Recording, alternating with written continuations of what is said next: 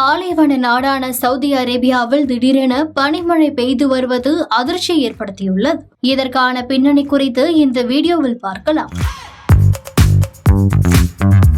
கடந்த சில ஆண்டுகளில் உலக வெப்பநிலை அதிகரித்துள்ளதாக கூறப்படும் நிலையில் இதன் காரணமாக வானிலையில் பெரிய அளவிலான மாற்றங்கள் நடந்துள்ளன. குளிர் பிரதேசமாக அறியப்படும் மேற்கு ஐரோப்பிய நாடுகளில் கடந்த சில ஆண்டுகளாக வெப்ப அலை வீசியது. குறிப்பாக கடந்த ஆண்டு ஸ்பெயின், பிரான்ஸ், பிரிட்டன் ஆகிய நாடுகளில் வரலாற்றில் இல்லாத அளவு வெப்பநிலை பதிவானது. அதே நேரம் கென்யா போன்ற நாடுகளில் மழை பொழிவு குறைந்து பெரும் வறட்சி நிலவியது.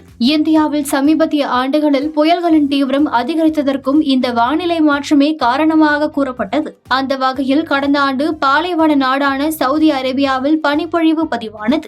மணல்கள் நிரம்பிய வறண்ட பாலைவன நாடான சவுதி அரேபியாவில் பனிப்பொழிவு பதிவானது வரலாற்றில் அதுவே முதல் முறை என கூறப்பட்டது.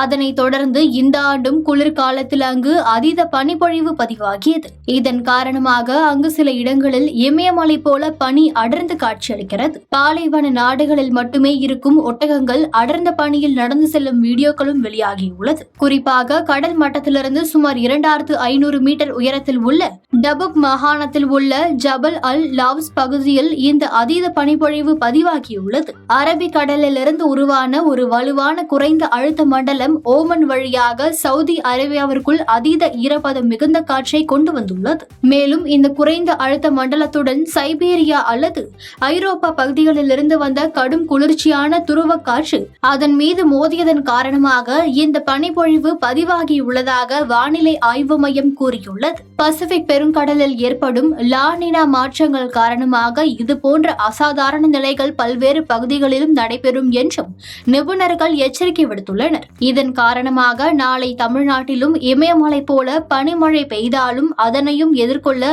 அனைவரும் தயாராகவே இருக்க வேண்டும்.